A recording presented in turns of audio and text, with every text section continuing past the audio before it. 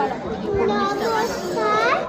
আমার আজকের নিবেদনে কবি রূপক চট্টরাজের লেখা কবিতা সহজ উপায়।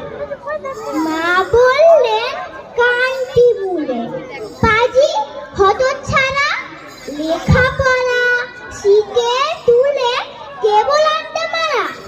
নির্ঘাত তুই ফেল করবি, গোল্লা পাবি আরো।